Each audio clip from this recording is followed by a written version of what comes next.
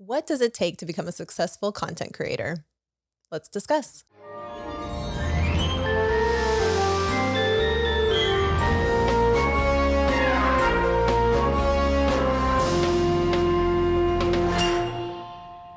Welcome to Princess and Scoundrel, where we take you along our scrappily ever after, from Fantasyland to Tatooine and everything in between. I'm Sara. And I'm Steven.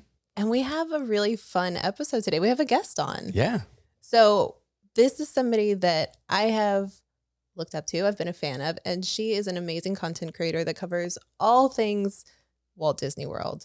She's got a fantastic Instagram to follow, blog, she's got newsletters, everything, YouTube, podcasts. Like, she just keeps venturing out and providing more content and more tips to people. And so we are thrilled to have on Living by Disney herself, Serena Lyn. Serena, thanks for joining us. Hi, thanks so much for having me. I'm really excited to do this with you guys. We are too. So I have to confess, I had forgotten about this, but so I've followed you for years and years and years. And we met on Star Cruiser last year, right? Yeah. Well, I thought that's when we met. When I was thinking about it, we were prepping for this episode. I met you, it was probably back in like 2018. There was some after hours event for pass holders, and we were there. And I think you had gone off with some of our friends, and it was me and my son. And I walked by and I was like, oh my gosh, that's Serena from Living by Disney. And I was so starstruck. And like, I was like, I walked by and I was like, oh my gosh, that's Living by Disney. And I was like, do I go say hi? I was like, no, I can't say hi. And I was nervous.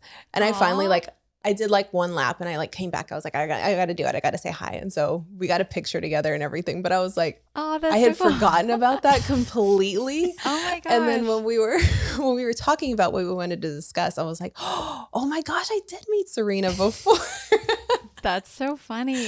It was super funny. It was just such a fan moment of just like when you see somebody that you look at on your phone all day long and you're just like, oh my gosh, it's this so person weird, really right? exists. Yeah. It is. It's always so weird we're just to people. see that. I know, but like it doesn't translate in your mind. You're like, oh my God, they're real. They're right there. This is so weird. Yeah, it is strange. It's like, oh, you're a full 3D person. You're not just like a flat image on my screen anymore. I know. It's very, but yeah, then we weird. really connected. We really connected at Star Cruiser. We were both on, it was the March 3rd voyage. So it was like the second official voyage of Star Cruiser. We happened to be on it together. Yeah. Yeah. And we just nerded out about Star Wars. I remember seeing you guys, and you guys were with your posse, right? Of like, it was like Thank the Maker podcast, Jano, right? Yeah. And there was this group of you, and y'all were so cool.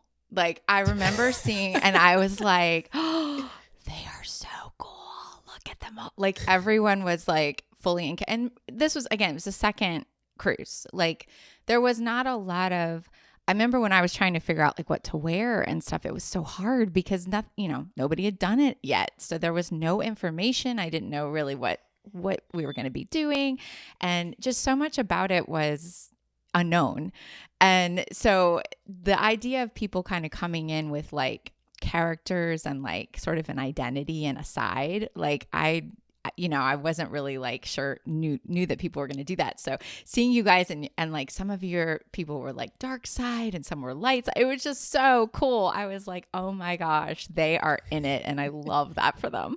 But you crushed your costumes too. Oh, thank you. You looked fantastic with your headpiece and everything. I still think about that headpiece. Like, I can't do one of those. It was so much fun. It was so much fun. I was in a constant state of overwhelm, but it was great.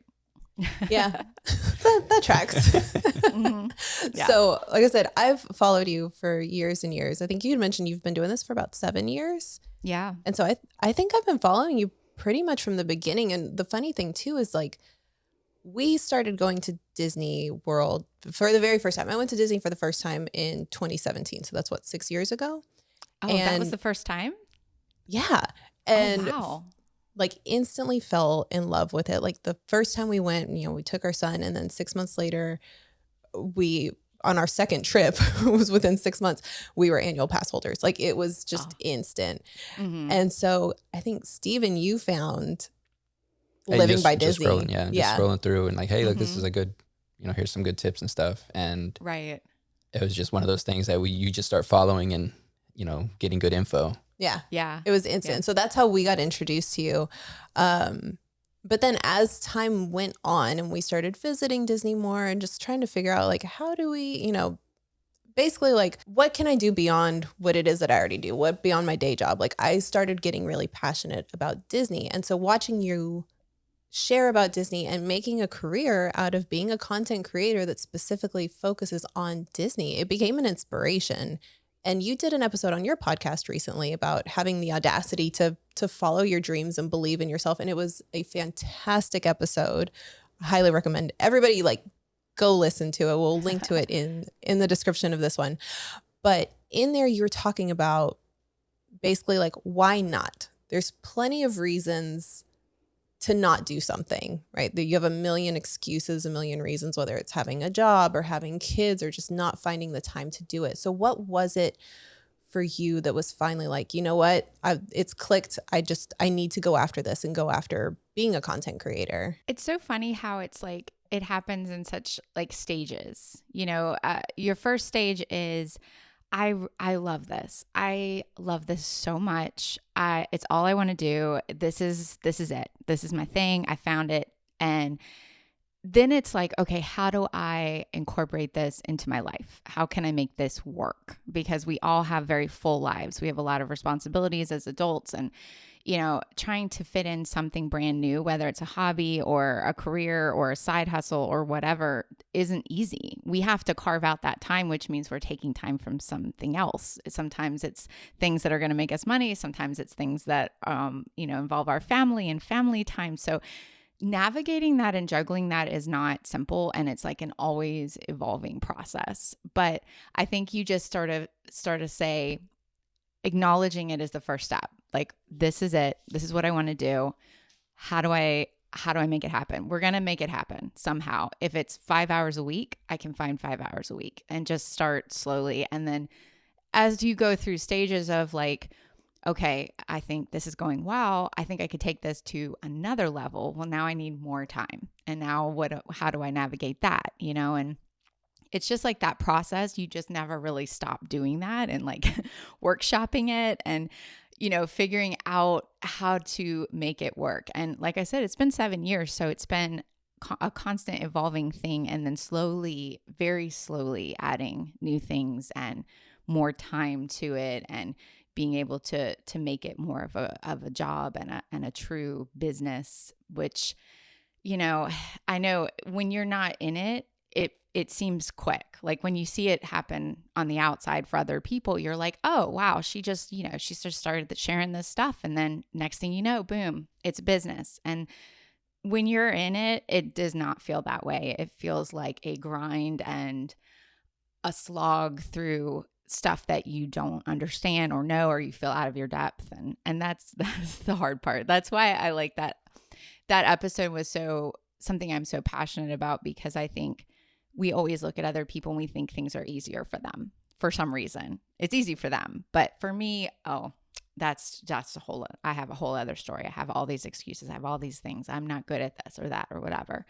And realizing that no, it's the same. It's just deciding that you're going to do it. The big part of that episode that resonated with me was kind of that I was able to put my journey into these answers, because there was that point of I'm either going to try it and fail, take that chance, or not try it and regret not doing it. Mm-hmm. And it was just one of those moments where it's like, you know what, I need to start streaming because I've wanted to do it. I had a million excuses. Why not? Let me just do it. And again, if I fail, I fail, but at least I said I tried. And right. I think that's kind of sat with me the entire time of like, I'd rather try it and fail than to not have tried at all. Yeah. Cause that kind of regret inside of you is the worst. That is the worst feeling in the world. And I think COVID kind of taught us some rough lessons about how life can change, how things can go away, how opportunities can go away, things that were like, oh, I'll get to that later. These trips, these travel plans, these dreams, these time we spend with people, we'll get to it. And then you realize, there's no guarantee on this. And we have to be very intentional about what we want out of our life, because if we aren't, time just passes anyway. And before we know it, we can feel a lot of regret for the things that we didn't go after. I also think too, like defining success is like we use the term failure a lot, and it's very easy for us to feel like a failure or something failed. But like, what was this determination? How did we define success? Was defining success doing it? Was it enjoying it? Was it connecting with a few people and finding a new community like that? If that's success, then most of the time you're going to be successful. If it's being $1 million YouTuber and that's your defining of success, well, that might be a little bit more challenging. Yeah, it's tough because you don't want to compare, and you don't want to set these like huge goals for yourself either. And I think that's what we've been learning too, is success for us is very different than what you're brought up to think success is. Like, we don't really benchmark it based off of like numbers or anything else. It's like, have we made progress? Are we improving? Are we moving in a direction that we're happy with? And it's a way different scale than, like you said, being $1 million YouTube, hitting our first 1,000 subscribers. Like, they're goals we have, and we're like, that's cool. But you've got to make sure that you're keeping yourself in like a positive mindset throughout the whole thing, because it can feel like a grind. Yeah. And once you get in your head about that and get into that like comparison loop, oh my gosh, it's so hard to get out of that place. And then you just get super self-conscious and down on yourself. And now you're not bringing the best of yourself to what you're doing. And that's a hard place to create anything good. Right. And I mean, the thing is, and you touch on this on your podcast too, is you bring a specific voice to what it is that you're doing, and your perspective and your opinion on things is going to be different from what everybody else is doing. So when you get into that comparison, it's hard to remember like, no, this is who I am and this is the voice that I have. It's rough. Yeah, it is. And it's just so easy to do, like to get into that negative place. Yeah. So what is it? Let's talk about like Disney specifically. What is it about Disney that you were like, this is what I want to create content around? I've been a Disney fan my whole life, and most of my adult life is in particular. And I don't know. I'm one of those people that I always have a ton of hobbies and interests. I've always been a fangirl. I'm always interested in some new thing, show, movie, book, whatever. But the one constant in my entire life has always been Disney. Like, I love it. I've loved every moment of it. And then the first time I went as a parent and brought my son, that first trip, it's like pivotal, like core memories that were created on that trip. And I was just like, this is it.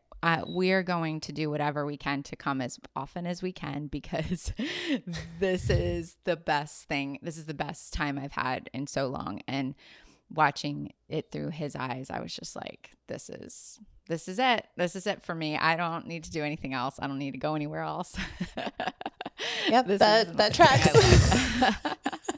Yeah.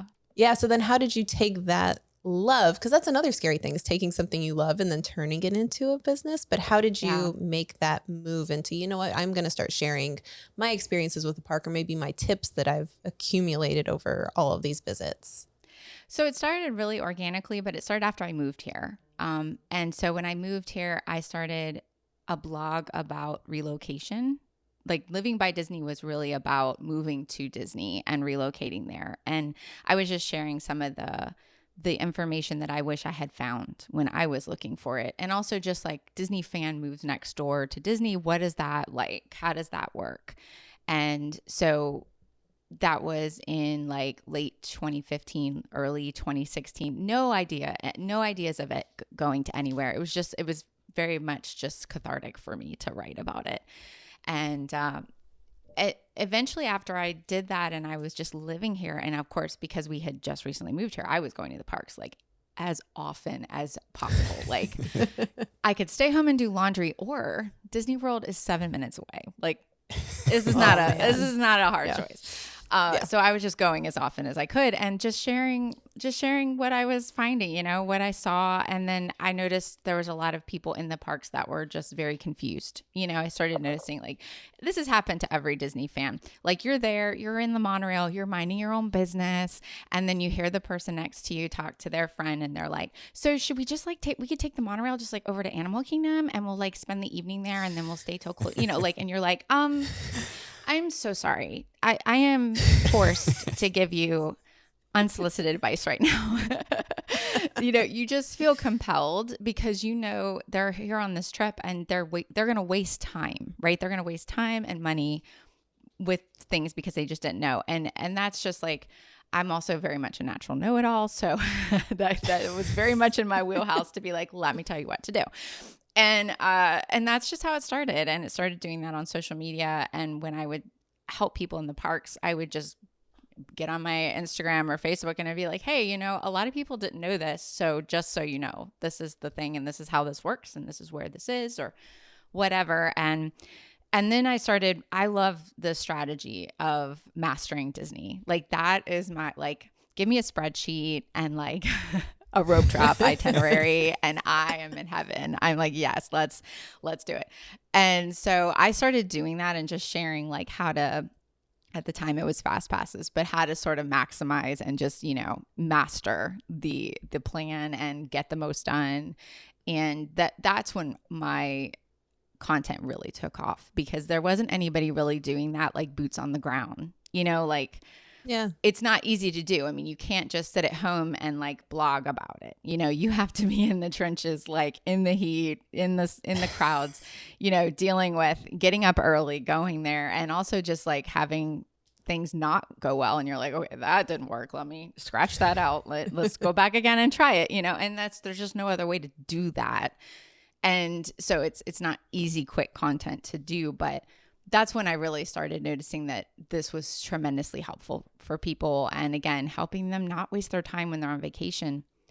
And that's the point where I really was like, hey, I think this could be a business. Like, I think this could be a legit business, and started thinking about it differently in my head, treating it more like a business, which is important too. Like, you know, making that like commitment of time and energy to it and prioritizing it, instead of just like my little hobby thing, you know? and that's when it really started to take off. But that was probably about 3 years into the process when I really sort of like flipped that switch and was like, okay, let's do this. You mentioned spreadsheets. You love a spreadsheet. What's your favorite type of content to create, whether it's like a certain strategy or maybe it's a platform that you like? I love Instagram stories. To me, if I'm going to be on Instagram, I am going to be watching stories. I might like watch all my stories for the day, but like not ever go into my feed. That's just me. I feel like the content we tend to like to create is the content we consume. Like whatever you like watching, if it's YouTube, if it's podcasts, it's whatever you like watching, it's probably going to be what you like creating because that's what you like. So it's very natural and easy to organically create something there because it's something that you would enjoy. And you can just look at it like, what would I like if I was watching this? And then, you know, create it from there. And that's just a very natural, easy place to start. So to me, I love stories just because I like the realness of it. I love people showing up in the moment, you know, just sharing bits of their life or behind the scenes or step by step. I also have a very short attention span. So, and usually doing 12 different things while I'm also watching stories. So I love to be able to, I love that tap through of like, you know, if you're showing something and I'm like, okay, tap to the end, I'm gonna fast forward. Oh, okay, I'm interested in this, you know, let me see it. And so I love being able to do that. Whereas I'm not the type to necessarily put on a YouTube video for like 20 minutes and just like let it play. And I'm starting to do that just because I'm starting to go into YouTube. So I'm like, gee, I might need to watch these and see what the heck I'm supposed to do.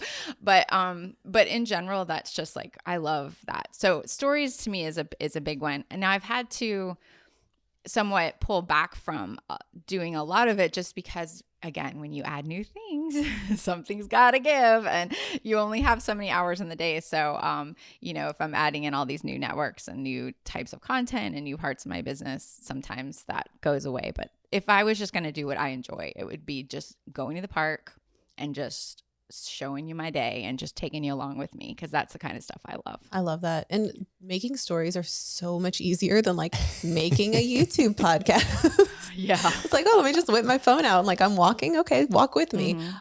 That's my favorite thing is Instagram stories, because it's so easy and you can do it right now. Or you could do it later when you're just like chilling at your resort at the end of the day and you're like, let me share my day in one big batch to you. Like it's just to me, I'm with you. That's my jam. I will watch all of my Instagram stories and then maybe flip through and be like, no, I'm good. Because it feels like, it almost feels like a remote control when you're on your phone and you can like tap through. You're like, fast forward, fast forward, fast forward. I think too, we've social media at this point now has been around for quite a while. So we all have a very finely honed BS radar. And so when we see people showing up like, hey guys, so a lot of people have been asking me about this new thing. And you're like, nope. That very staged, perfect, professional, polished stuff is just not it right now. We like people to show up as they are. If it's no makeup, if it's whatever, in the car. I love in the car. Like to me, I love that too, because it's like, you're just, you're like, I'm going to Target and, the dog threw up on me and I'm like, yes, I love this. Like, this is what I like. So I just think that we all appreciate people who really show up authentically. And sometimes we see that more in stories where people are starting to use posts in a more like organic way, which is nice. But a lot of posts are still very staged and perfect and, all that. And I'm just not as interested in that. I feel you. It takes more work to create the nice staged, like we will stage to an extent, as long as it doesn't take a lot of effort or lighting or anything like that. Like there's only so much I can do. It's fun, but I would much rather just be like, here's what's going on. Like no filters or anything. Like we just snap a picture and post it, because that's just, it's easy. It's nice and easy. It is. And sometimes I feel like it does better. Like I feel like the more time I put into something, making it like look so great, and it won't do well, I'm like, okay. Yes, that is something that's so crazy. Like you could have something, this item that you're just polishing. You're like, this is going to be the best. This is going to go viral. This is going to go. And then so nothing. Good. Yeah. And then you just put some kind of funny, like, oh my gosh, look at this. And it's the one that takes off. Yeah. You're like, oh. It's not even of us, it's something else. Yeah. Just of the ground. Took you 20 seconds. Yeah. Yeah. Our best performing, I think TikTok, I think on all platforms at this point, is a guest that we had on that was talking about, what was it? The stormtroopers and how like the haptics work in their gloves. Oh. And so it's our guest, our friend, talking the whole time. It's not like us. Viral. Like it's gotten us so much traction on all these social media platforms. We don't talk at all. That's awesome. That's like, oh well. That's pretty typical of how it goes. Well, I was going to kind of chime in here. You talked about you were kind of doing the fast pass, like the how-tos and, here's the efficiencies in it. And it kind of also reminds me of like during the pandemic, Disney closed. Mm-hmm. How did you find your voice once these, Disney kind of pulled the rug from under you on these type of things? You're kind of like, I was doing great. Why did you change stuff? But how did you find like, what do I do after this now? Yeah, that was rough. I was like, great, I'm a Disney World blogger and Disney World's closed. So what are we going to do? It was a very weird time also too, because, I don't think anyone was doing well then. Like, our stress level, our mental health, we were not thriving. So then to try to show up and be happy, be upbeat, not be like, hey, this sucks, bye, kind of, which is kind of how I felt like. So yeah, I diversified my content a little bit, started doing like Disney movies at home with like, meal. I was cooking. I don't even know who was that person. I was desperate. That was fun, I think though. everybody's going to have that was pandemic really fun. phase of like, yeah. man, that was survival person right there. Everyone started sourdough. I know, bread. Like, why were we baking bread? I don't know. That was, yeah. TikTok went through this sea shanty phase. I was loving it. Yeah. I was like, yes, sea shanties. That will get us through. It was weird. It was a weird time. But yeah, I was just kind of diversifying. But I was also I got a little bit quieter. It was also a rough time too, just because of I don't like to talk about things that have drama attached to them. And so I chose to talk about Disney World, which who doesn't love Disney World? It's a happy, warm, fuzzy topic. Like, there's no drama. There's no diversity. Yeah, not diversity. It's division. There's nothing, what could you like be upset about? And then that happened, and everything that I had to talk about was something that was very polarizing, from Disney reopening, which was super polarizing, to the mask rules, and all of that. And should you be going? Should you not? Everybody had strong opinions about it. Then there was a lot of pressure to, be sort of political in your postings, which I was like, that's not gonna happen. Like, I've always wanted to be like a refuge of like, very like, this is a happy place. Like, you come here for happy Disney theme park Orlando content. This is not, we're not gonna do that. And you're gonna get that from so many other places. You do not need to get that from me. And so it's just a weird time. It was a very weird time, but we got through it. And when Disney reopened, it was cool and it was exciting. And I had a whole new respect for them and the way they handled that and the way the cast members handled the reopening. I mean, oh my gosh, it was a challenging time. But I think that most of my friends who are business owners all say, if you are a small business owner and you weathered that, you're good. You're good. You're not, you can go through anything, because especially being in travel and tourism, and everybody's income dropped, and nobody was traveling. So so it was very, very challenging. But if you can get through that, we can get through anything. And I do think it makes you stronger. It makes you more determined. If I still want to do this after that, then this is definitely where I need to be. The pandemic kind of like forced you to diversify, but have you been nervous or scared to share anything else besides, I mean, you're called Living by Disney, right? So Living by Disney World specifically. Have you been scared to share maybe Disneyland or Universal or cruises or anything else, like when you did start to diversify your content? Not really. I usually will always start with conversations with my audience about, hey, I'm thinking of doing this. What is your level of interest? And I'm always trying to get a pulse on like what people want from me. And I just ask. I ask a lot of my daughter just took my puppy out. Thank God. I've been leaning over trying to give him little treats to like keep him busy. Okay. Whew, that's much better. So I just ask, I'm thinking about covering cruises. What do you think? And if the overwhelming response is, yes, we would love that, then cool. That's what I'll do. And so when I start that new content, it's not usually a surprise to anybody. They're like, oh yeah, here's she said she was going to do this. And, Universal is definitely, I've had times where I've covered it more or less, just depending on what I had time for. Now that I've just started to hire and expand a little bit, like one of the goals for this year, for the second half of this year, is to get into Universal Orlando strategies, because I'm asked about it all the time. People say, "What, who do I follow that does what you do, but for Universal?" And I'm like, there isn't anybody. So that'll be something that we can do. And I think people they don't attach to your content, they attach to you and to your style of sharing things, right? So to your personality, but also just the way you share or convey things or talk or whatever. So pretty much whatever you do, I think is going to be fine, especially if you're not going to, something completely different.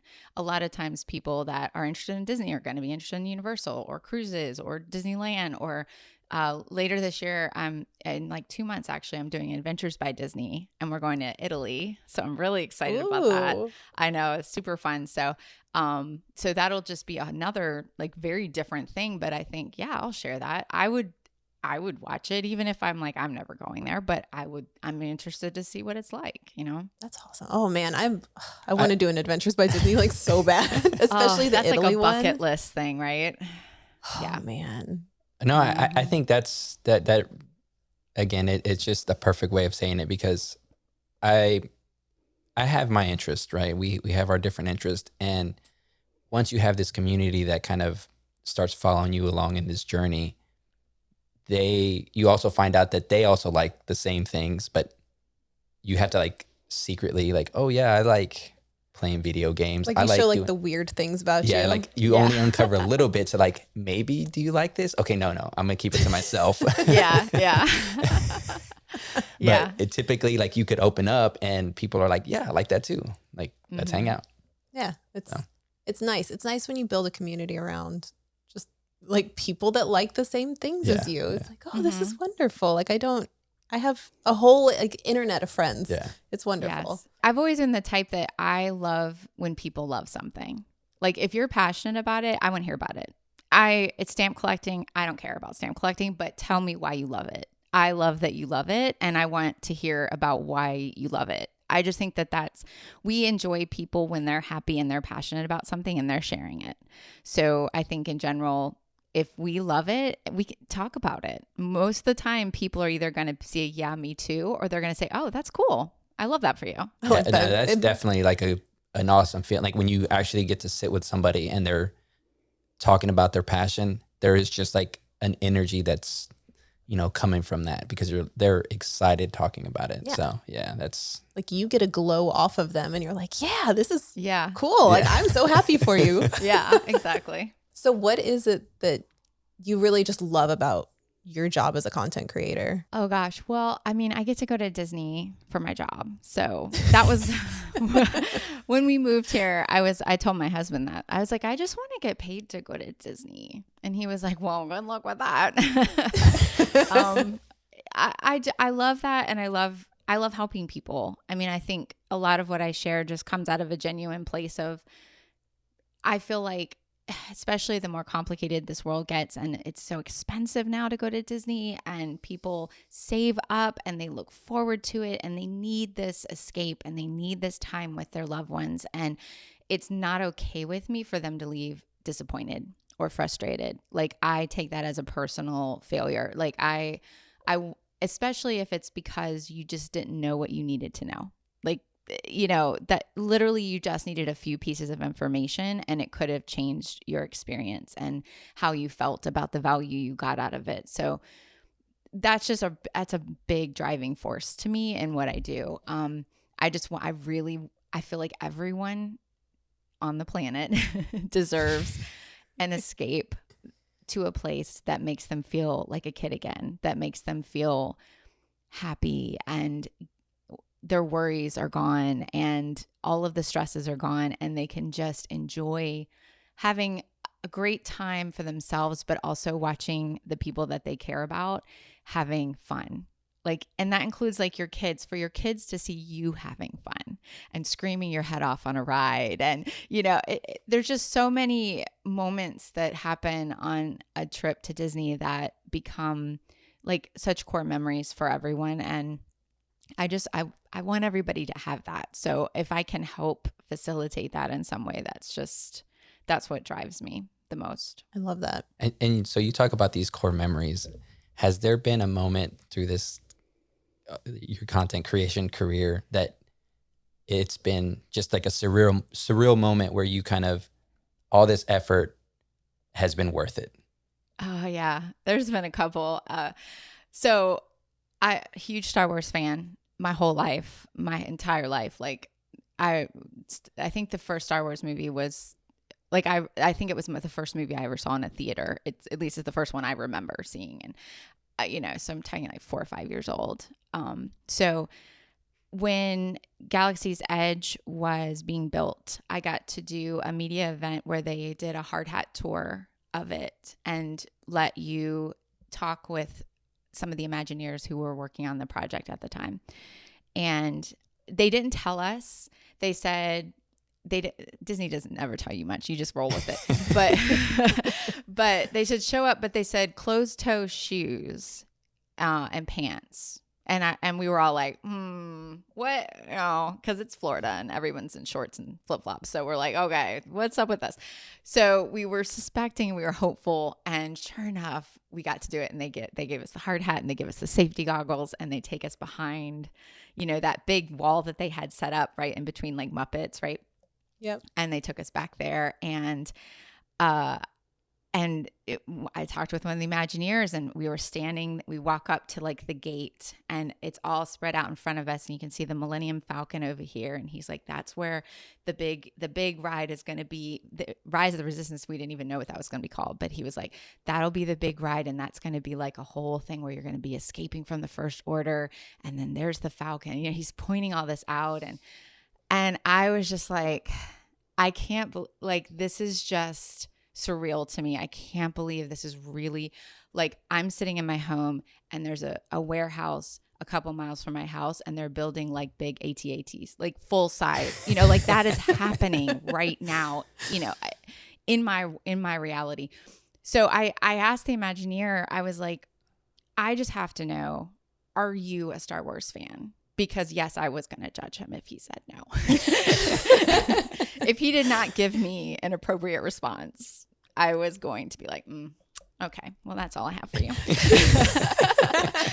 He just paused and he was like, if I could go back and tell my 8-year-old little boy self that was sleeping on my Star Wars sheets and had all my little Star Wars action figures lined up on my windowsill, if I could go back and tell him, this is someday going to be your job, and you're going to spend half a decade of your life building this in real life for people to come enjoy. And he started to well up. I started to well up. I was like, don't you have me cry on this media bit.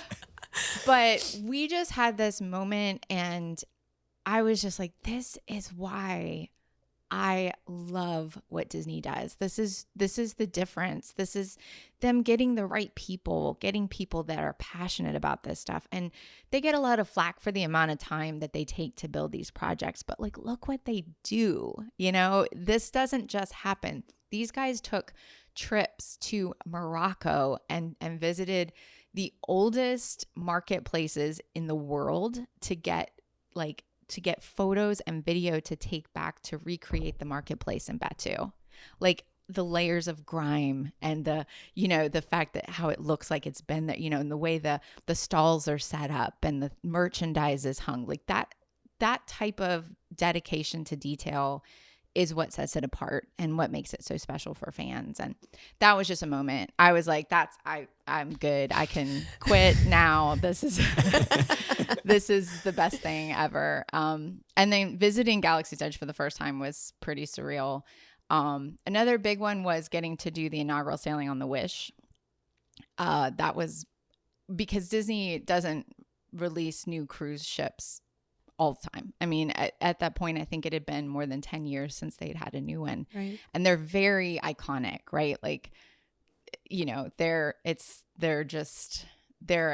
a thing into themselves. And so getting to be on that ship as the first people and the paint was still drying. I mean, like, you know that scene in Titanic where the old woman is like, the beds had never been slept in and the silverware had never been used. Like, that's how it felt. Like our room, like had never been slept in. Like it was the coolest. That was just so cool. I love that. And then anytime we get to do a media preview of a ride and you're going in and it's empty and the queue's empty, like Guardians of the Galaxy, I remember because it's open, usually for media previews, it's just like open for you. And they have interview opportunities around the area and you just ride whenever you want. So you can ride multiple times. And standing in the queue of Guardians of the Galaxy before it opened and Tron and all these, and you're like, I will never see this empty like this ever again. This is the only time that I will ever be in this building and nobody is here. There's times when you're riding alone, just you, and it's very surreal and it feels, you're just very, very grateful because this is like just an incredible opportunity to get to try all this stuff, without that people are going to be visiting these parks with the intention of the goal of riding these rides, and they're going to spend hours waiting, to get on them, or spend a lot of money, and you just got to do it.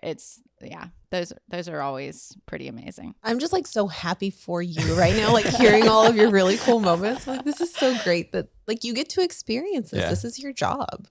Yeah. So if you had advice to give to somebody that wants to start out being a content creator, what elevator pitch? Because obviously, like I said, the podcast that you put out was wonderful. It gives you like these 8 tenets of here's things to keep in mind or to like push you to do it. But what would be your elevator pitch for somebody that wants to get started? Find something that you love, that you will not get tired to talk about and share, and show up as yourself as much as you can.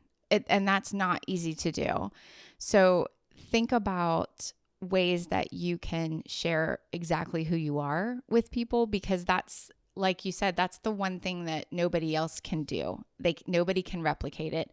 If you are showing up as yourself and sharing who you are with people, not only will they connect with you so much more, but you can never be replaced. You'll never have any competition. It's only about you and improving how good you are able to share yourself and how authentically you can keep showing up. And that's a lot easier said than done, especially at first. So it's just going to require a lot of practice. I used to ask people close to me to watch some of my content and tell me if it sounded like me, or if like my daughter would be like, no, you're living by Disney there. You're not Serena. Because I'm we like, all need a critic. a little too, like a little too fakey, you need some people like that to just be like your supporters, but also be like, no, you sounded fake. That's not you, and just keep practicing till you get it right. But if it's something you feel really called to do, I think we all know deep down what will make us happy, what we feel really passionate about. Maybe we haven't admitted it to others, but if something comes to mind, if you're listening to this and you're like, that's what that thing is for me, then don't let anything stop you from trying it. Because like we said already, you can really regret not doing it, but you'll never regret trying. You just really won't. Even if it doesn't work out, even if you're like, okay, you know what? Camera's not my thing. I'm not good at this. This isn't my thing. That's fine. But at least you didn't have that wonder of like, I wonder if I'd tried that, if it could have worked.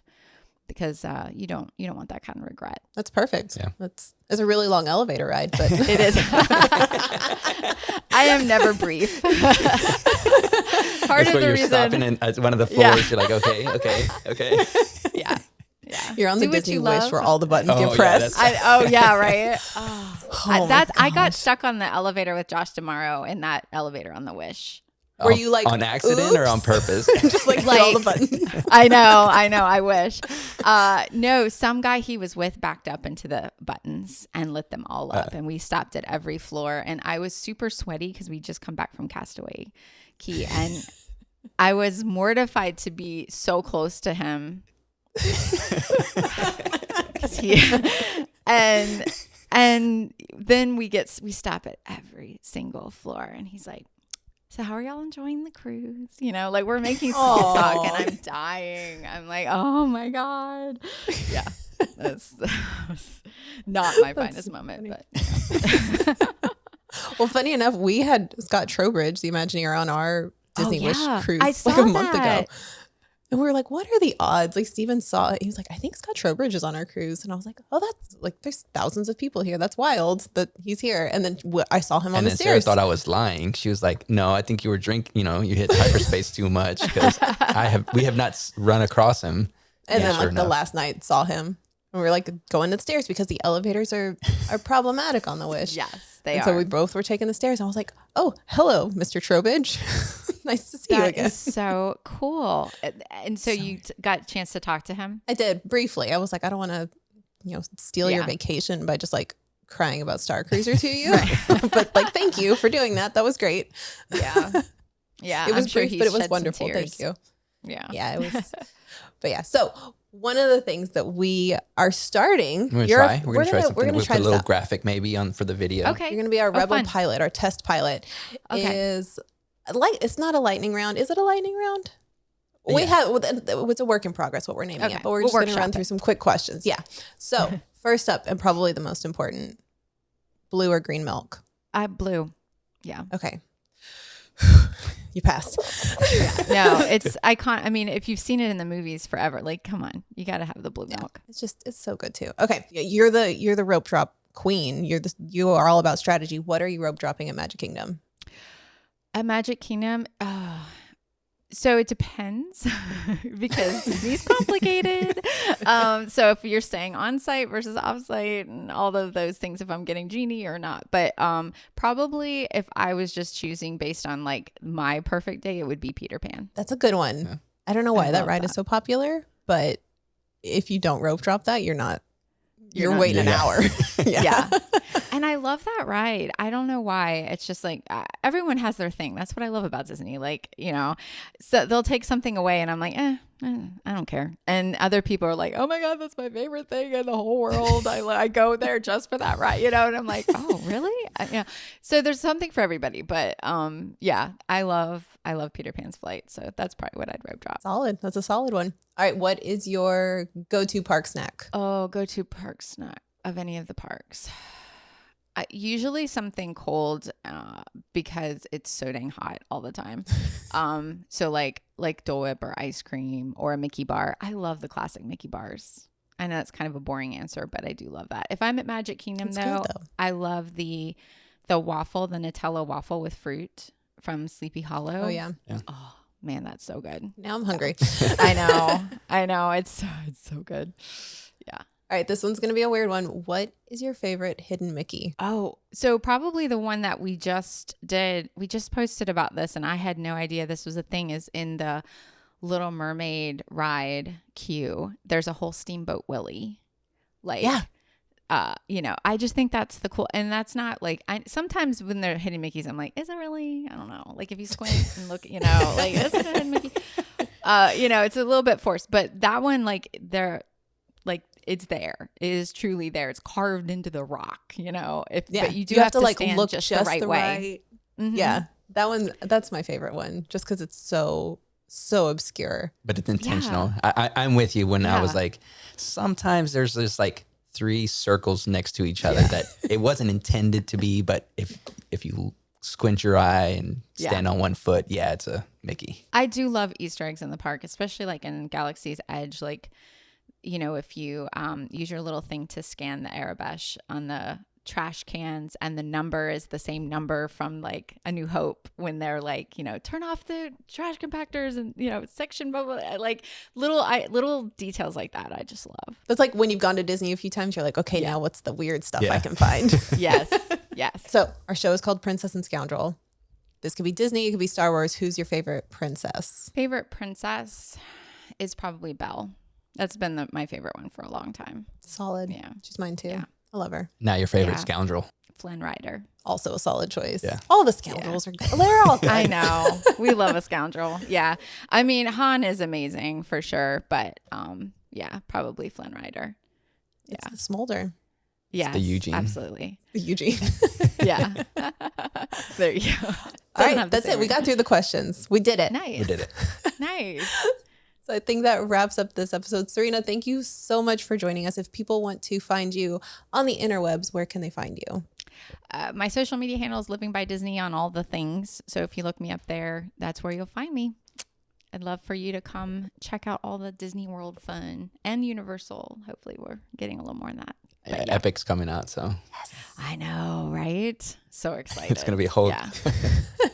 That's going to be a whole nother level. Yeah, it's going to be really fun.